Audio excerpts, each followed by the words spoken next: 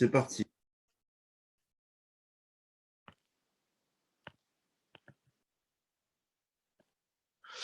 Eh bien, chers amis, nous vivons une époque absolument exceptionnelle, comme il n'y en a jamais eu d'autre dans toute l'histoire de l'humanité. Je précise, comme il n'y en a jamais eu d'autre dans toute l'histoire de l'humanité, parce que nous vivons actuellement véritablement à la veille des temps messianiques. Et nous pouvons sentir déjà dans notre vie personnelle un reflet, même plus qu'un reflet, une lumière, un dévoilement de ces temps messianiques.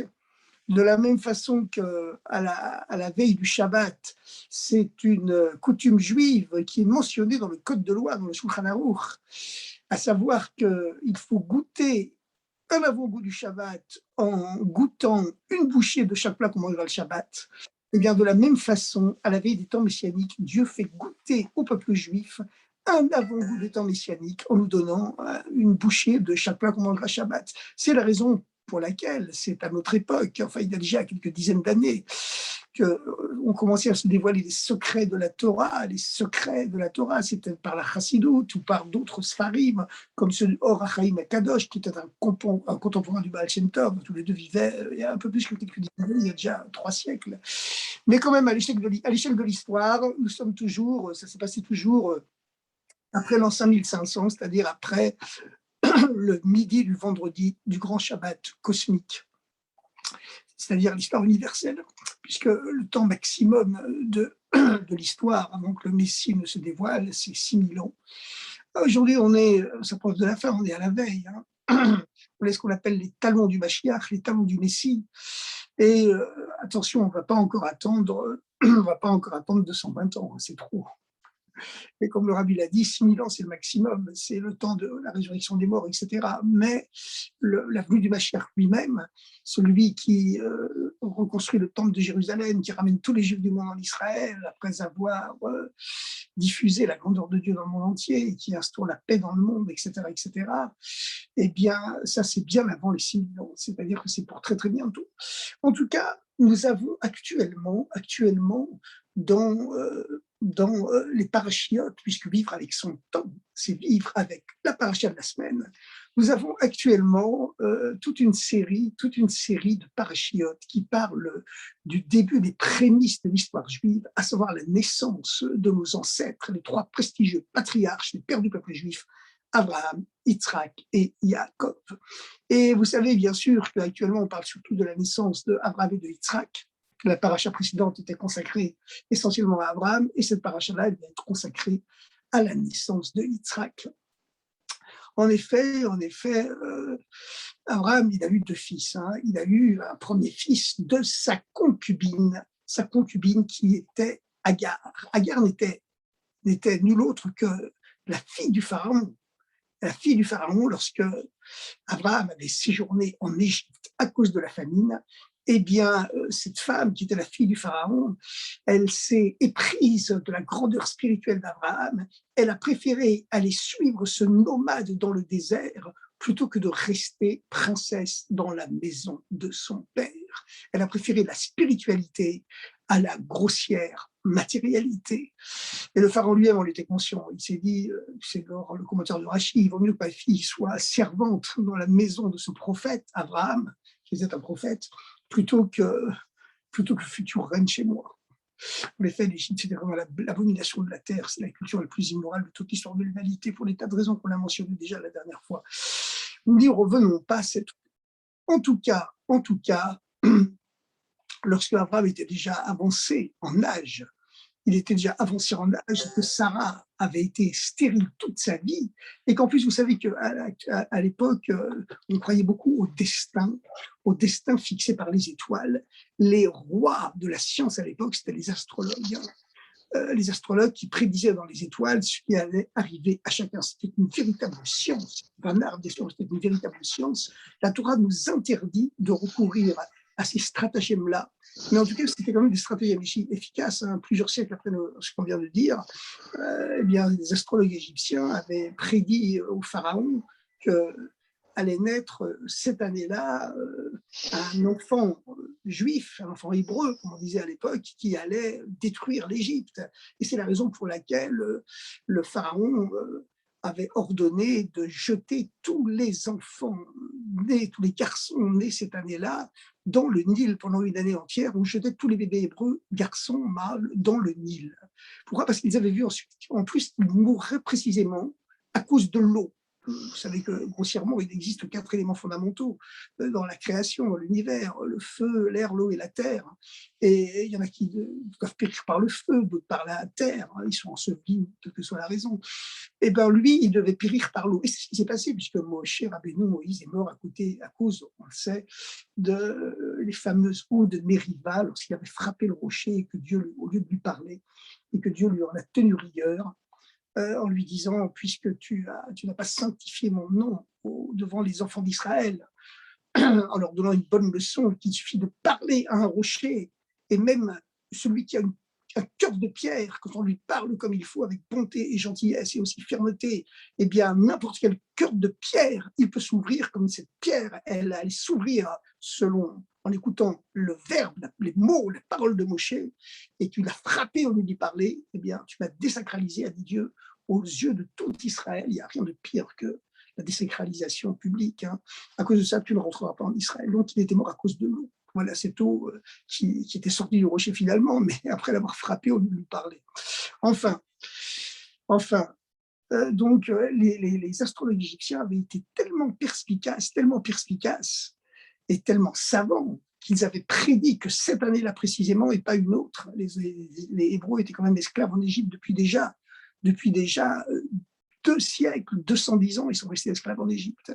Eh bien, ils ont prévu cette année-là va naître le sauveur d'Israël qui va détruire l'Égypte. Et il mourra par l'eau. Donc, il faut jeter tous les bébés mâles hébreux dans le Nil. Et ils ont même été plus loin. Ils ont même prédit le jour précis de sa naissance en disant: attention, ce jour-là, il naît.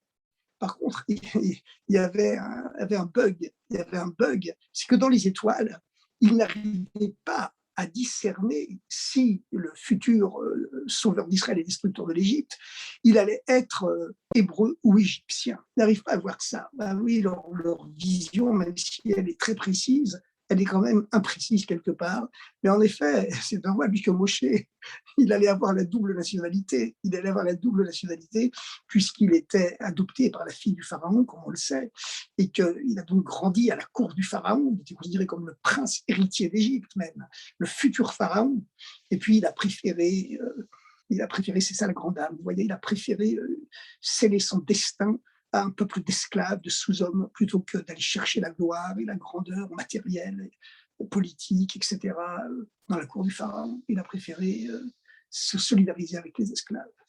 En tout cas, il avait une double nationalité, à la fois égyptienne, bien sûr, puisqu'il avait été initié par les grands prêtres égyptiens, et puis également évidemment hébreu, puisque c'était un hébreu. Maintenant, ce qu'il faut savoir, c'est que plusieurs siècles avant Moïse, avant Moshe, eh bien, les astrologues avaient prédit à Abraham et Sarah qu'ils ne pourraient pas avoir d'enfants.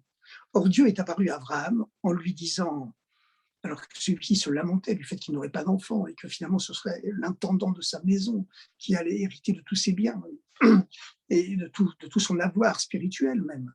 Et Dieu lui dit, on connaît le fameux verset, sors de ta tente et regarde les étoiles, habet takochavim, contemple les étoiles, et comme l'autre grand commentateur Rachid le souligne, ce terme de contemple est un terme qui désigne un regard posé du haut vers le bas. C'est-à-dire que Dieu a dit à Moshe, je te mets plus haut que les étoiles, contemple les étoiles qui sont en dessous de toi. D'après la science astrologique, tu ne devais pas avoir d'enfant, mais je te rajoute le hé, qui est la lettre du souffle de vie. Quand on souffle, quand on prononce le mot hé, on souffle. Je te rajoute la lettre du hé, la lettre du souffle de vie par lequel j'ai créé le monde. En effet, c'est par la lettre hé que Dieu a créé le monde matériel, et par le yud que Dieu a créé le monde spirituel.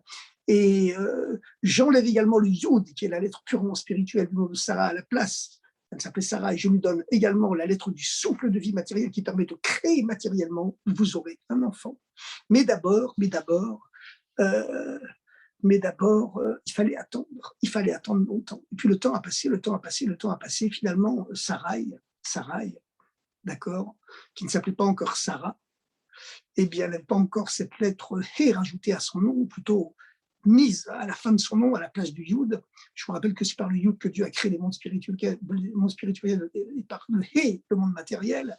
Donc, elle s'appelait encore Sarai. Elle n'était pour l'instant capable que d'enfanter des enfants spirituels, c'est-à-dire prêcher le monothéisme à toute l'humanité, en tout cas à toute l'humanité moyenne orientale de l'époque, qui est le berceau de toutes les religions, de toutes les spiritualités futures et à venir. Eh bien, finalement, bon, l'histoire est très connue, n'est-ce pas? C'est que Sarah, voyant que véritablement elle devenait très très vieille, très âgée, elle n'avait jamais pu concevoir un enfant depuis sa prime jeunesse. Donc elle a dit à Abraham, il est injuste que tu sois privé de postérité à cause de moi. Donc, je te donne ma servante, comme c'était la coutume à l'époque dans les sociétés traditionnelles, et j'aurai moi un enfant à travers ma servante. Voilà.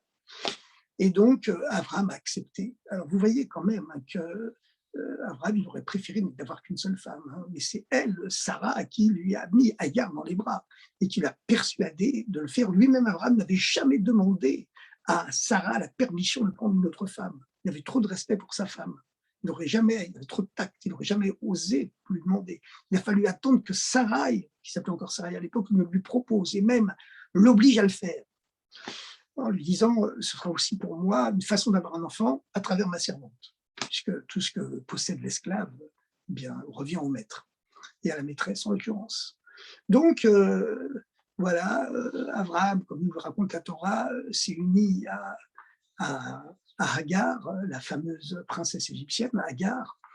Et puis, voilà, elle est tombée enceinte. Et lorsqu'elle est tombée enceinte, elle a commencé à se moquer de Sarah, en se disant, mais Sarah, et cette Sarah, elle se fait passer pour une grande prophétesse, une grande professeure de spiritualité, mais en vérité, c'est une moins que rien. Elle est mariée depuis plusieurs dizaines d'années, elle n'a jamais pu avoir d'enfant. Et puis moi, voilà, du premier coup, tac, je tombe enceinte, c'est-à-dire que Dieu m'aime plus qu'elle. Un calcul simple, 2 et 2 font 4, mais quelquefois, vous savez, 2 et 2 ne font pas 4. Il faut savoir cela, hein, comme on le sait, tout est relatif. Voilà. Et alors, qu'est-ce qui s'est passé? Sarai s'est énervée, hein, parce que Sarai, ça veut dire ma princesse, donc c'était la princesse d'Abraham. Après, elle est devenue Sarah, c'est-à-dire la princesse pour le monde entier. Et ça vient du mot sorer, qui veut dire dominer. Donc, c'était une femme qui n'acceptait pas d'être dominée, que sa propre servante se moque d'elle. Donc, elle a commencé à faire un scandale à Abraham en lui disant mon courroux est sur toi, je t'ai donné ma servante, voici que tu permets ouvertement qu'elle se moque de moi, ouvertement. Abraham lui a dit tu fais d'elle ce que tu veux. Elle a commencé à servir, Sarah a commencé à servir Agar, à lui a condamné aux travaux forcés à la maison quasiment. Agar s'est enfuie. Elle s'est enfuie et on connaît la suite. Lorsqu'elle était dans le désert, un ange lui est apparu et lui a demandé de revenir chez Sarah en lui disant que fais-tu ici, Sarah, servante d'Abraham? Ça veut dire que son identité, servante de Sarah, pardon, son identité, c'était d'être la servante de Sarah. C'était ça son identité profonde. Donc, retourne chez ta maîtresse, demande-lui pardon. Et évidemment, Sarah lui a pardonné. Et l'ange lui a affirmé également dans le désert qu'il aurait un enfant qui s'appellerait Ishmaël. Ça a été le cas. Et lorsque Ishmaël a eu 13 ans, eh bien, Dieu est apparu une nouvelle fois à Abraham et lui a demandé de se faire la circoncision parce qu'il allait avoir un deuxième enfant, cette fois-ci non pas de Hagar, mais de sa femme légitime, de Sarah en personne, alors que Hagar n'était que sa concubine. Et par conséquent, cet enfant allait être son véritable héritier matériel et spirituel. Et Abraham a protesté en disant, mais Ishmaël, il faut qu'il vive devant toi. Ishmaël, puisse Ishmaël vivre devant toi. J'ai déjà un fils, ça me suffit. Non, ton véritable héritier, ce ne sera pas Ishmaël, ce sera le fils que Sarah te donnera. Le fils que Sarah te donnera. Mais pour avoir ce fils, pour faire descendre une âme aussi grande, aussi pure que ce fils que Sarah te donnera, eh bien, tu dois d'abord te circoncire. Car pour faire descendre une âme tellement haute que celle de Yitzhak, il devait d'abord être circoncis. Le père d'Abraham n'était pas circoncis, mais lui, pour faire descendre une âme aussi haute que celle de Yitzhak, il devait se circoncire avant. Donc ce jour-là, à l'âge de 99 ans, Abraham s'est circoncis, il a circoncis tous les mâles de sa tribu, et y compris Ishmaël, son fils qui avait 13 ans. Et bon, voilà la merveilleuse histoire qui continue, c'est la paracha de cette semaine qui commence par le fait qu'Abraham, 3 jours après la circoncision, il souffre beaucoup, il souffre. Oui, c'est une opération chirurgicale avec très peu d'anesthésie à l'époque, hein. Il n'y avait pas les moyens anesthésiques qui existent aujourd'hui, donc il souffre. Et alors Dieu, pour ne pas déranger Abraham, qu'il n'y ait pas de passants inopportuns qui viennent le déranger, Dieu amène un charab, comme on dit aujourd'hui, une canicule terrible, surtout au Moyen-Orient, et il fait une telle chaleur que plus personne n'ose sortir de sa tente, n'ose circuler dans les rues, ni même dans les dunes du désert. Mais c'est compté sans la bonté d'Abraham, cette bonté profonde d'Abraham qui se met à souffrir encore plus de ne pas avoir un invité que, que d'avoir mal à cause de la circoncision. Cette douleur spirituelle, morale qu'il a de ne pas pouvoir avoir d'invité chez lui, elle est pire que la douleur physique de la circoncision 3 jours après, alors que c'est le jour où on souffre le plus. Donc Dieu fait baisser l'intensité de la chaleur et 3 hommes apparaissent sur une dune. Et évidemment, Abraham, qui reçoit à ce moment-là une apparition divine, Dieu est en train d'apparaître à Abraham. Dieu accomplit la mitzvah de Bikur Cholim, de visite aux malades. Il vient visiter Abraham et Abraham est en pleine contemplation de la grandeur divine. Et puis soudain, il voit 3 hommes physiques devant lui, à quelques dizaines de mètres dans les dunes du désert. Et tout de suite, il dit à Dieu, excuse-moi, mais je dois recevoir des invités. Et de là, on sait que recevoir des invités humains, c'est plus important que de recevoir la présence divine. On le sait de Abraham, donc, qui a délaissé l'apparition, la contemplation de Dieu, qui lui était apparu, le nom de la paracha de la semaine. Vaïra Hashem elav be'elon Mamre, Dieu lui est apparu dans les plaines de Mamre. Et lui est assis à la porte de sa tente dans la chaleur du jour. Et voici 3 hommes se présentent.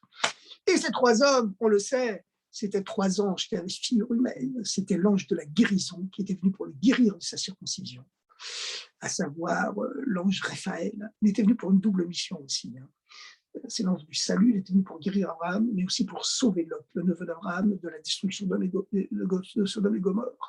Il y avait l'ange Michael qui était venu pour annoncer la naissance de Yitzhak. Et il y avait l'ange Gabriel, l'ange du feu, qui était envoyé en mission pour détruire Sodome et Gomorre. Bon, donc l'ange Michael prévient Abraham et lui dit je reviendrai l'an prochain à cette date-là, lorsque le soleil sera revenu au même endroit, et Sarah aura un fils. Et alors Sarah était très âgée, elle avait 89 ans, et même Abraham avait vieilli, il avait 99 ans. Et donc Dieu avait déjà annoncé une fois à Abraham qu'il aurait un fils âgé, très âgé. Il avait dit ça à la veille de sa circoncision, même s'il était âgé. Abraham avait cru, il avait ri, mais il avait cru. Sarah, elle a ri, mais elle n'arrivait pas à y croire. Et l'ange demande, mais pourquoi Sarah a-t-elle ri? Abraham se retourne vers Sarah. C'est la scène de ménage. Pourquoi tu ris? Non, je n'ai pas ri. Si tu as ri. Bon, l'ange continue, l'ange Michael, qui est l'ange protecteur du peuple juif. Aïpale Lachem Davar, est-ce qu'il y a une chose impossible à Dieu? La Moed Ashufka et Trabia. Je reviendrai te voir à la même époque où Sarah ben et Sarah aura un fils. Et alors se produit le miracle de la naissance du peuple juif, à savoir que Sarah, brusquement, Dieu a changé son nom. Elle ne s'appelait plus Sarah, elle s'appelle maintenant Sarah. Abraham, Dieu a incarné dans son nom, inséré dans son nom le Hé également du souffle de vie. Il ne s'appelle plus Abraham, il s'appelle Abraham. Et les deux âges avancés conçoivent un fils. Alors qu'Abraham n'était même plus lui-même physiquement capable de concevoir un enfant, comme Sarah, elle avait dit non seulement je suis vieille, là, mais même mon mari, il est vieux. Bon, enfin, voilà. Maintenant, lorsque les enfants grandissent, voilà, Ishmaël se trouve avec un petit frère. C'est un petit frère du même père, pas de la même mère, mais quand même du même père. Et les enfants vont commencer à se disputer. Vous savez, les enfants, c'est comme ça, même avec 13 ans de différence, on se dispute. Et Abraham, il n'arrête pas d'essayer de faire la paix entre eux. Et Sarah regarde tout ça d'un mauvais œil. En tout cas, ils se disputent Ishmaël dit, moi j'ai plus de mérite que toi, parce que moi on m'a fait la circoncision à 13 ans. J'ai souffert pour cela, et je l'ai fait en pleine conscience. Et Yitzhak lui répond, ben moi, j'ai plus de mérite que toi, parce qu'on m'a fait la circoncision à 8 jours, on m'a rien demandé, et donc ça veut dire que je suis plus haut que toi sans qu'on me demande rien. En vérité, il y a quelque chose de très très profond dans cette querelle entre les deux. Parce que, quelle est la différence entre l'âge de 13 ans et l'âge de 8 jours? Eh bien, la différence, une des différences, et la principale, évidemment, c'est que 13 ans, symboliquement, dans toutes les sociétés traditionnelles, c'est l'âge où on quitte l'enfance pour accéder à la majorité religieuse. On quitte l'âge de l'enfance pour rentrer, au moins symboliquement, dans l'âge de la rationalité, de la logique. Et la circoncision, c'est l'entrée dans l'alliance d'Abraham. La circoncision, c'est le Brit Mila, c'est l'alliance de la Mila. Ça veut dire que son entrée dans l'alliance avec Dieu, elle se passe à 13 ans parce qu'elle est basée uniquement sur la rationalité, sur l'intelligence et sur la logique. Voilà. Il se veut le Descartes du Moyen-Orient, avec quelques milliers d'années d'avance. Par contre, Yitzhak, on lui a fait la circoncision parce qu'il a 8 jours, c'est un bébé. Évidemment, le bébé, il n'a aucune conscience logique ni rationnelle. Mais plus que ça, c'est que les chiffres, vous savez, les chiffres sont spirituellement signifiants. Le chiffre 7, c'est le chiffre qui régit tout le cycle naturel du temps, donc de l'espace, donc du monde, puisque nous savons depuis notre célèbre coreligionnaire, Albert, Abraham, Einstein, une pierre, il a fait d'une pierre deux coups. Il a montré que le temps et l'espace sont liés. Voilà. Donc, on sait que le chiffre 7, c'est ce qui régit tout le cycle du temps, puisque c'est le 7e jour, mais puisque le temps et l'espace sont liés, eh bien forcément, le chiffre 7, c'est ce qui régit aussi tout le cycle de l'espace, donc le cycle naturel du monde, mais qui n'est que naturel. La loi de la relativité, c'est une loi naturelle créée par Dieu, comme la loi de la gravitation. Par contre, le chiffre 8, c'est le chiffre qui fait allusion, qui exprime non plus le naturel, mais le surnaturel. Le 7 régit le cycle naturel du temps et de l'espace, donc du monde, mais le chiffre 8, il régit le surnaturel du temps et de l'espace, qui est au-dessus du temps et de l'espace. Et c'est le Dieu qui est un et qui s'insère dans le cycle naturel, le 7 pour former le 8. Voilà, le chiffre de l'infini. Et donc du surnaturel. C'est-à-dire que tout le lien par l'entrée dans l'alliance avec Dieu de Yitzhak, elle n'est pas basée sur la seule rationalité, sur la logique cartésienne, soi-disant, comme celle de Ishmaël. Elle est fondée sur une dimension qui est surnaturelle, au-delà du naturel. Et ça, c'est la différence qui existe entre la naissance d'Ishmaël, qui est, comme on le sait, conceptualisée dans notre tradition, la tradition juive, comme l'ancêtre de l'assimilation arabo-musulmane. Vous savez que les arabo-musulmans, surtout au Moyen-Âge, c'était eux qui étaient les héritiers de la philosophie rationnelle grecque. C'est eux qui ont transmis la philosophie rationnelle grecque, comme les chiffres mathématiques, d'ailleurs les chiffres arabes, à l'ensemble de l'Occident. Eh bien, avec les grands penseurs, les grands philosophes musulmans comme Averroès, etc. Eh bien, toute leur relation avec Dieu, elle est basée sur la rationalité et la logique. Tandis que Yitzhak, lui, son entrée dans l'alliance, elle est justement celle de la circoncision à 8 jours, à un âge où l'enfant n'a pas du tout de logique, et même plus que ça, le chiffre 8, on aurait pu circoncire à 7 jours, mais non, c'est le 8, c'est-à-dire le chiffre qui est au-delà de la logique, c'est-à-dire que son lien avec Dieu, il transcende toute logique, il est au-delà de la nature et de la logique, il est plus haut que la rationalité. Et on le voit aussi dans la naissance de Ishmaël et de Yitzhak. Lorsqu'Ishmaël est né, sa mère était toute jeune femme et Abraham était encore jeune, capable biologiquement d'avoir des enfants. Mais 13 ans plus tard, Abraham avait vieilli, comme l'a dit Sarah, lorsqu'elle a entendu l'ange annoncer qu'elle aurait un enfant. Elle a dit, mais moi je suis vieille, je me cycle de femme est terminé depuis longtemps. Et c'est la Torah qui le dit, Chadaliot le Sarah, Orach Kanashim, le cycle de femme de Sarah s'était terminé depuis longtemps. Elle a dit, comment je pourrais avoir un enfant? Et puis en plus, mon mari est vieux. Biologiquement, Abraham aussi avait vieilli depuis la naissance d'Ishmaël. Il n'était plus capable physiquement de concevoir un enfant. C'est-à-dire que Yitzhak est né d'un miracle. Il est né d'un miracle. Un père âgé de 99 ans, une mère qui avait été stérile toute sa vie et qui est âgée de 89 ans.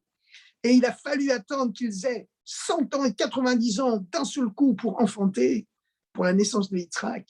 Le peuple juif est né d'un miracle. À la différence de Ishmaël, qui est né de façon biologiquement naturelle, le peuple juif est né d'une façon surnaturelle. Et l'entrée dans l'alliance avec Dieu de Ishmaël, l'ancêtre de la prestigieuse, la grande civilisation arabo-musulmane, qui a été une civilisation d'une grandeur extraordinaire. Hein. C'est eux qui ont reçu les chiffres indiens, qui l'ont transmis à l'Occident. C'est eux qui ont reçu la philosophie grecque et qui ont réussi à la conserver. À l'époque, on brûlait tous les livres scientifiques grecs dans les universités occidentales. Eux ont eu l'intelligence de la garder, de la transmettre ensuite à l'Occident. C'est ce qui a permis la renaissance scientifique de l'Occident au Moyen-Âge, par l'intermédiaire aussi de penseurs juifs comme Maïmonide, mais qui vivaient dans le monde arabo-musulman. Eh bien, et qui l'ont transmis donc aux savants chrétiens à l'époque. Les savants chrétiens à l'époque, c'était plus des moines. Hein. C'était comme ça que ça se passait. En tout, parce qu'à l'époque, il n'y avait qu'un seul savoir. Il n'y avait pas de différence entre le savoir scientifique et le savoir spirituel. Il n'y avait qu'un seul savoir, ça s'est ramifié, ça s'est subdivisé beaucoup plus tard. En tout cas, il faut savoir une chose, c'est que le proverbe dit, comme on s'installe pour voyager, comme ça on voyage. C'est un proverbe yiddish. Je peux vous dire en yiddish, Azem stellt sich avec zu fuhren, comme on s'installe pour voyager, Azoy furtmen, comme ça on voyage. Voilà. Moi j'ai appris le yiddish, pour comprendre les sirops du rabbi. Sinon, je ne parlais pas yiddish. Je suis à l'Yeshiva, je ne comprenais rien. Mais pour comprendre les sirops du rabbi, j'ai appris le yiddish, grâce à Dieu. Bon, j'ai beaucoup d'amis Sfarad qui parle yiddish beaucoup mieux que moi, mais c'est pas grave, je parle quand même, je comprends quand même les sirops du rabbi, grâce à Dieu. Alors écoutez, je vais vous dire une chose, c'est très important de comprendre le yiddish du rabbi. D'ailleurs, c'est très facile, hein. Vous savez, le yiddish du rabbi, le yiddish chassidique, c'est 100 mots qui reviennent tout le temps. Vous apprenez ces 100 mots en 3 jours et vous pouvez comprendre toutes les sirops du rabbi. C'est bête de s'en priver, parce que c'est un peu comme investir 1 million pour gagner 1 milliard, vous voyez. Le résultat n'est pas du tout à la hauteur de l'investissement, il dépasse 1000 fois l'investissement. Avec un tout petit effort, on peut écouter tous les fabricants du rabbi, c'est quelque chose d'impressionnant. En faisant la vaisselle, en conduisant sa voiture, en se promenant dans les rues, en faisant du vélo.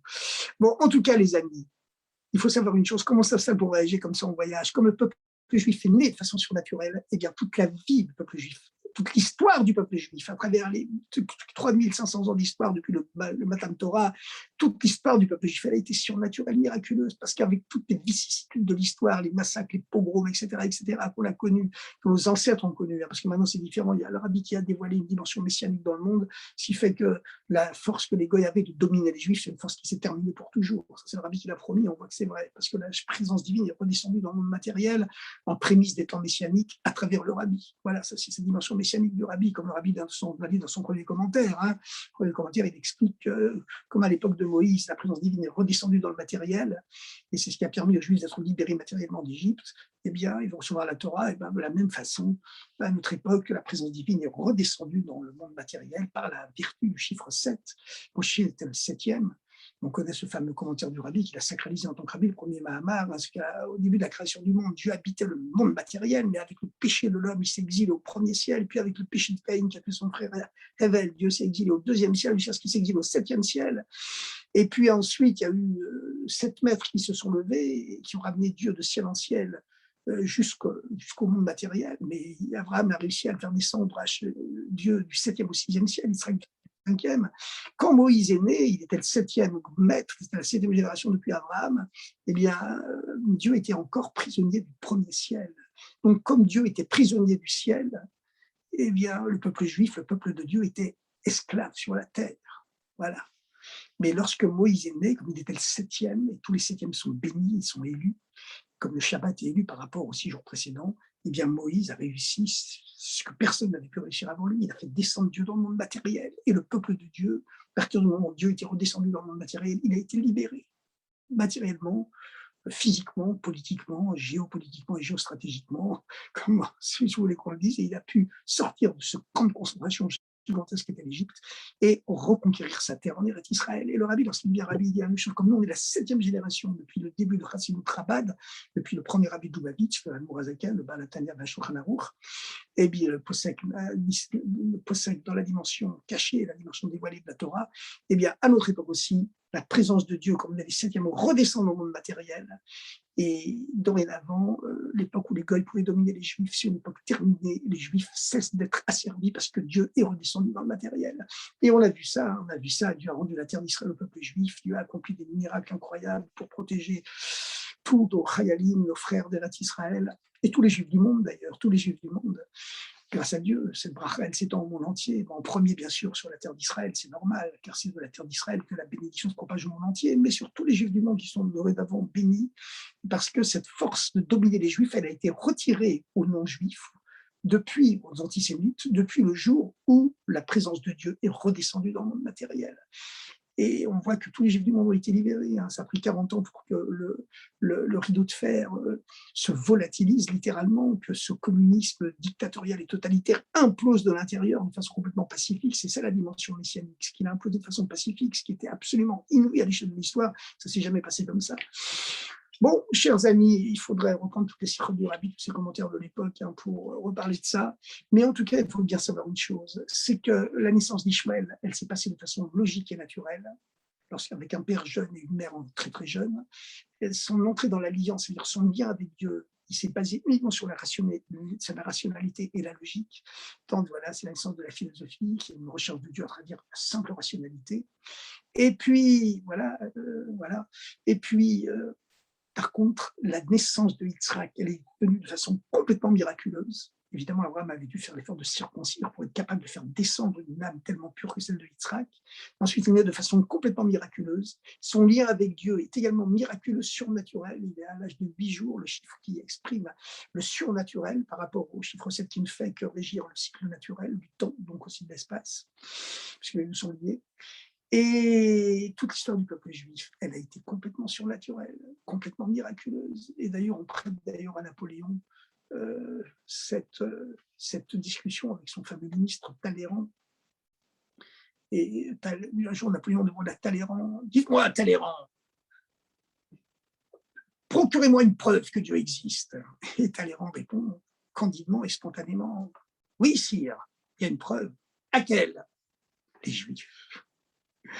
Les Juifs, l'existence du peuple juif, elle est miraculeuse. On raconte d'ailleurs que lors du siège de Akko, la forteresse de Singe Jean d'Acre, eh bien, c'était à l'époque de Tisha B'Av, et Napoléon a vu, qui commandait, à l'époque on l'appelait simplement le général Bonaparte, il a vu les Juifs qui récitent le Kinot, les lamentations de Tisha B'Av.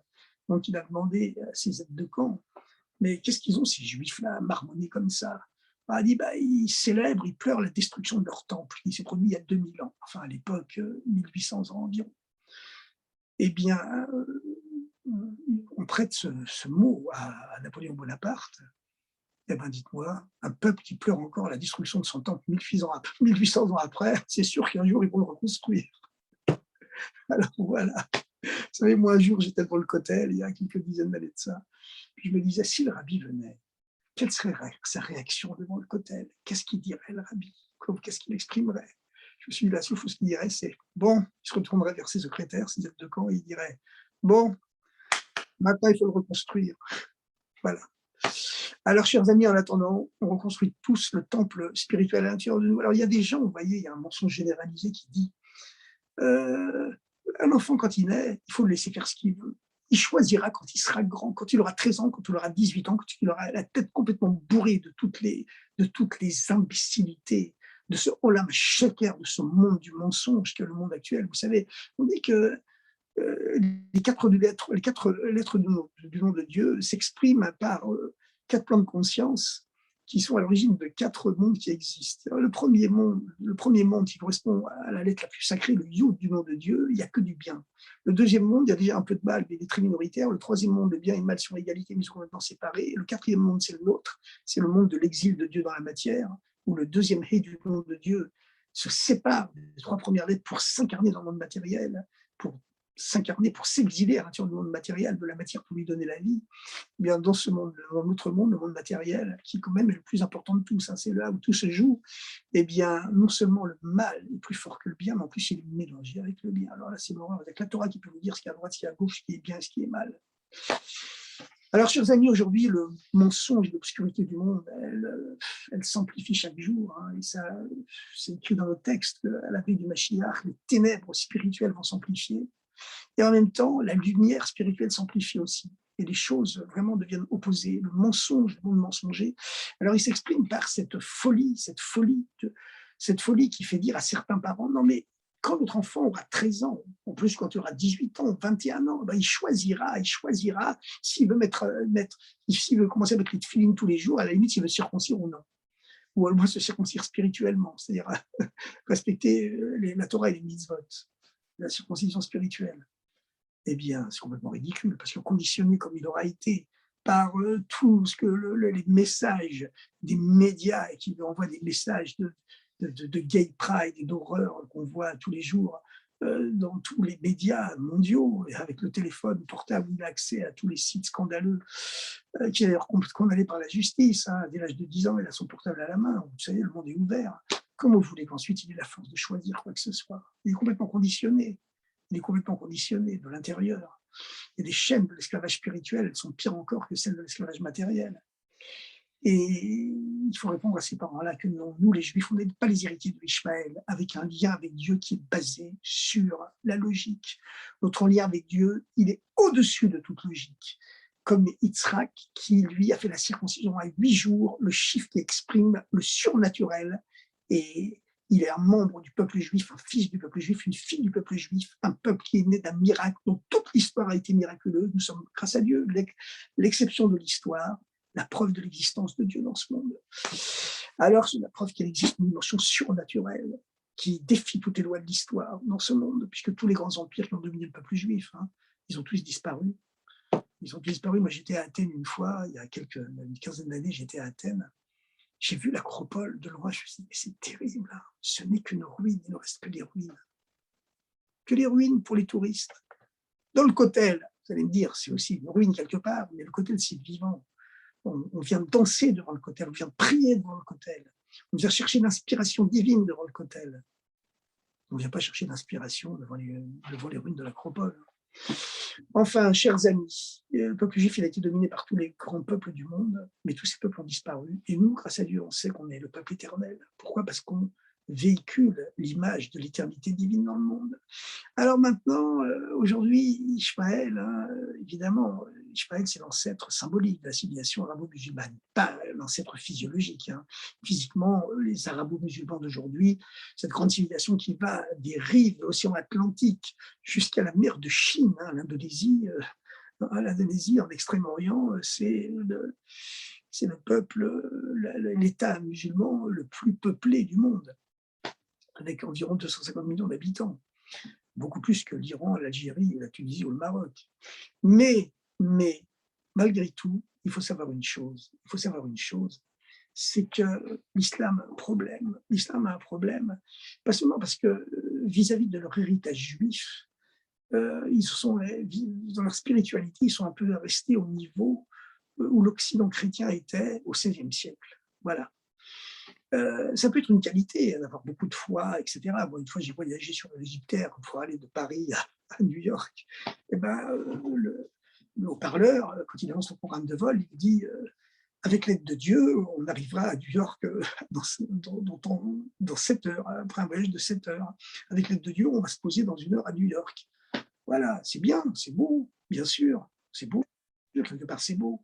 Mais ils ont un problème, c'est que quelque part, je ne parle pas pour l'ensemble des Arabes, des Arabo-musulmans qui n'ont pas accès à toutes ces choses pointues, mais dans les grandes écoles coraniques de la planète, que ce soit en Égypte ou que ce soit forcément en Iran, mais même en Tunisie ou en Algérie, hein, dans les grandes écoles coraniques, qu'est-ce qu'on apprend? On apprend que c'est sûr qu'au début, les Juifs, ils ont reçu le code sacré de l'humanité, ils ont reçu la Torah, le livre incréé, le plan du monde, le plan du rapport entre Dieu et toute l'histoire. Mais ensuite, ils ont falsifié, ils ont corrompu ce livre. Il a fallu que l'ange Gabriel en personne, descende du ciel pour ramener la vraie Torah, le vrai livre originaire, le vrai code sacré de l'humanité à Mohammed. Voilà. Donc, quelque part, au lieu de dire carrément, simplement, bon, Mohammed, il vivait en Arabie, il y avait déjà les chrétiens, il y avait des marchands chrétiens, des populations chrétiennes en Arabie qui connaissaient la Bible. Puis il y avait à plus forte raison les Hadiths, les Juifs présents en Arabie, et que Mohammed il a appris tout ce qu'il sait, y compris la notion d'ange Djibril, d'ange Gabriel qui descend du ciel, il l'a appris en discussion avec les rabbins. Donc ils pourraient reconnaître, les musulmans, leur dette qu'ils ont envers le peuple juif. Pas du tout. Un tour de passe-passe qui vire au négationnisme en disant, bon, c'est vrai que les Juifs ils avaient reçu le code sacré originel, la Torah, voilà, le livre incréé, le livre éternel qui a toujours existé et qui a précédé le monde, mais ils l'ont falsifié, ils l'ont corrompu. Il a fallu que Dieu envoie l'ange Djibril, Gabriel, l'ange du feu, pour retransmettre la Torah originaire au peuple juif et aux Arabes, aux tribus arabes du désert, excusez-moi, lapsus révélateur. Et finalement, les Juifs, ils n'ont qu'une Torah falsifiée, et les chrétiens, évidemment, encore plus. Mais les grands falsificateurs, c'est les Juifs. Bon, voilà. Alors, tant qu'ils n'auront pas réglé leurs problèmes d'héritage, de dette qu'ils ont envers le peuple juif, ils filent un mauvais coton, Et moi, je dis une chose, parce que nous souhaitons le bonheur au monde entier. D'ailleurs, toute la Torah n'a été donnée que pour apporter la paix dans le monde. Et comme le Rabbi le souhaite dans plein de commentaires, tout le but de Eretz Israël, tout le but de la création d'un État d'Israël, c'est d'apporter le bonheur et la prospérité à tous les peuples voisins. Et ça viendra, il y a déjà les accords d'Abraham, et ça va s'amplifier. Et le jour où ce monde arabe reconnaîtra sa dette envers le peuple juif, que tout ce qu'ils savent finalement, ils sont les héritiers du peuple juif, comme le christianisme occidental a commencé à le reconnaître, lorsque le pape est venu demander pardon à ce que l'Église a fait au peuple juif pendant 2000 ans, dans la synagogue de Rome, en 1990. Eh bien, à ce moment-là, ça a été vraiment un dévoilement messianique. Le monde musulman, il y arrivera aussi. Pour ça, il faut qu'Israël soit ferme et qu'il dise le bon argument, que les Arabes d'ailleurs sont capables d'accepter et d'entendre, parce qu'eux, ils ont une foi spirituelle. À savoir que si on est là, c'est que Dieu nous avait promis cette terre et qu'il nous l'a rendue. Et c'est le seul argument qui sera accepté par le monde entier, dit le Rabbi. Et puis, dans le pays, les États-Unis, le président jure sur la Bible, c'est sûr que c'est le meilleur argument. Dans tous les pays arabo-musulmans qui sont une situation, qui forment une civilisation qui est essentiellement religieuse, c'est sûr que c'est le seul argument qui puisse passer. En tout cas, il faut savoir que la vie du peuple juif, elle est au-delà de la nature, elle est miraculeuse, et que donc, même si on a des difficultés aujourd'hui, il faut savoir qu'on peut compter sur les miracles de Dieu. Ce qui ne nous empêche pas, bien sûr, d'adopter également le proverbe « Et toi, le ciel t'aidera ». Ça, c'est évident qu'on doit agir comme si on n'était pas sur un miracle, mais on doit savoir qu'il y aura des miracles complètement surnaturels qui vont arriver et qui vont nous accompagner avec l'aide du bon Dieu jusqu'à l'avènement de cette paix messianique dans le monde, beaucoup plus rapidement qu'on le croit. Chers amis, à très bientôt et Shavua Tov, bonne semaine et un hiver plein de bonne santé et de bonnes nouvelles en attendant un été encore meilleur.